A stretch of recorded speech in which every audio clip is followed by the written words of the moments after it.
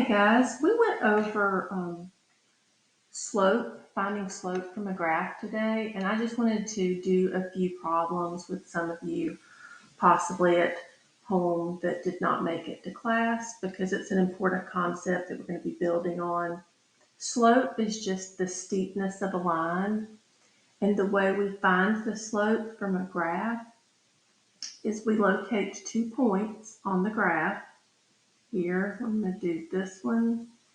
And I'm going to do this one because those are both like right on integers. You can tell exactly what those points are. I'm trying to do that one, it's not letting me. Okay, so to find the slope, we do the change in y over change in x, or the rise over the run, some people like to say. But in this particular case, to get from this point to this point, the change in your y is how far you go up or down to get to the next point. So we go down 1, 2, 3, 4, 5, 6. So minus 6, down 6. And then we go over 2 from there to there. So our slope would equal -3. And we also talked about how you can immediately tell if you've got positive or negative slope based on if it's going up, it's positive. If it looks like it's going down, it's negative. So you could have looked at that blue line and told it was going to be negative from the beginning. But the answer for that is -3. Let's check that and do another one.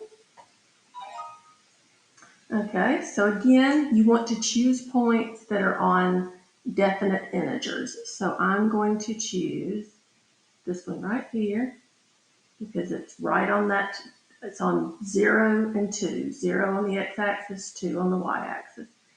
And I'm going to choose this right here. And the thing is, you can choose any 2 points on the lines. It just, you have to be consistent. Like you could have chosen this one up here. Any 2 points you can choose and you're going to get the same answer. And I'll show y'all. I'll prove that. So if I used, I'm going to label these 1, 2, and 3. If I used points 1 and 2, change in y, change in x, we would go down 3, that's the change in y, and over 2, that's the change in x, so -3/2. If I did between points 2 and 3,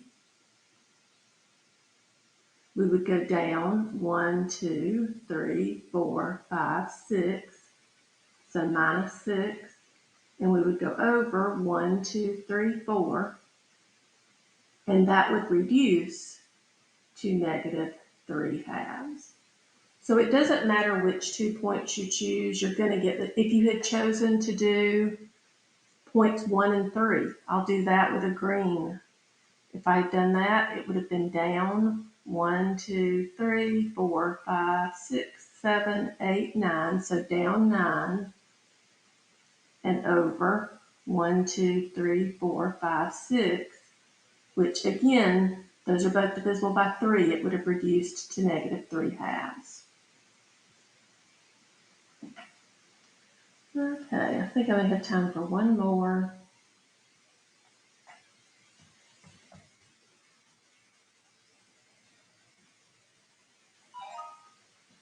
One more. Okay, so this one, like I said, if it looks like it's going uphill, it's positive. So I can look at this and tell this is going to be a positive slope. The last 2 have been negative. I'm going to use this point right here and this point right here, because those both look like they're very much on integers, whereas like for instance, this point does not.